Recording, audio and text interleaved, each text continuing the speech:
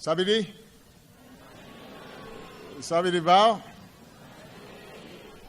To the government and the people of Laos, thank you so much for the kind welcome that you've extended to me and my delegation. I am very honored to be the first American president to visit Laos. Having a U.S. president in Laos would have once been unimaginable. 6 decades ago, this country fell into civil war. And as the fighting raged next door in Vietnam, your neighbors and foreign powers, including the United States, intervened here. As a result of that conflict and its aftermath, many people fled or were driven from their homes. At the time, the U.S. government did not acknowledge America's role. It was a secret war. And for years, the American people did not know. Even now, many Americans are not fully aware of this chapter in our history, and it's important that we remember today. Over 9 years, from 1964 to 1973, the United States dropped more than 2 million tons of bombs here in Laos, more than we dropped on Germany and Japan combined during all of World War II. It made Laos per person the most heavily bombed country in history. As one Laotian said, the bombs fell like rain. Today I stand with you in acknowledging the suffering and sacrifices on all sides of that conflict. And from the anguish of war, there came an unlikely bond between our two peoples. Our two governments will continue to have differences. That's true with many nations. As we do around the world, the United States will continue to speak up on behalf of what we consider universal human rights, including the rights of the people of Laos to express yourselves freely and decide your own future. The best way to deliver progress for all of our peoples is by closer cooperation between our countries. And that's why today, the United States and Laos have agreed to a new comprehensive partnership to guide and deepen our relationship for years to come. Our partnership recognizes that the Lao People's Democratic Republic is an independent, sovereign nation. The United States does not seek to impose our will on Laos. Rather, we seek a relationship based on mutual respect, including respect for your independence and your sovereignty. Our new partnership will continue to deal with the painful legacy of war.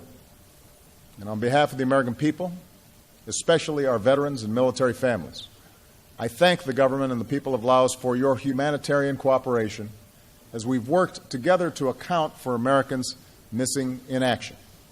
I also know that the remnants of war continue to shatter lives here in Laos. Many of the bombs that were dropped were never exploded. Over the years, thousands of Laotians have been killed or injured. Farmers tending their fields, children playing. The wounds, a missing leg or arm, last a lifetime. And that's why, as president, I've dramatically increased our funding to help remove these unexploded bombs. But there is still much more work to do. So today I'm proud to announce a historic increase in these efforts.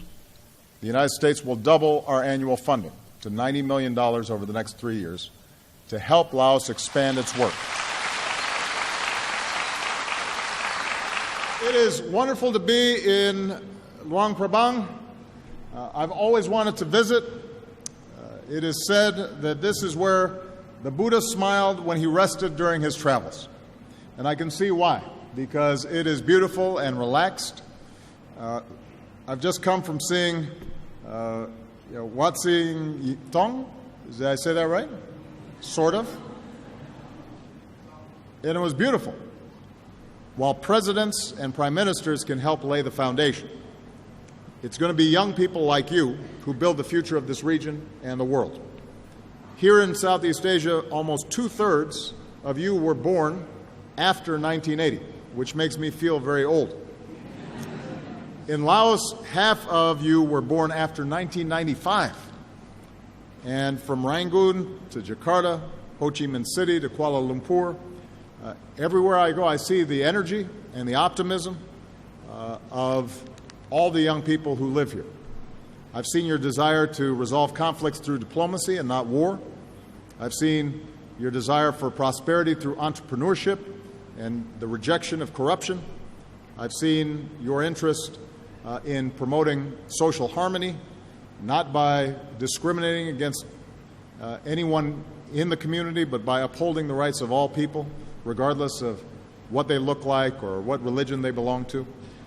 And because your generation is the most educated, and because you're all connected through your phones, you have more power to shape the future than any generation that we've ever known.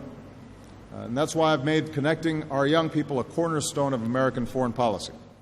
And my hope is that you will seize that opportunity, and you'll know that you will have a strong friend and partner in the United States of America when you do.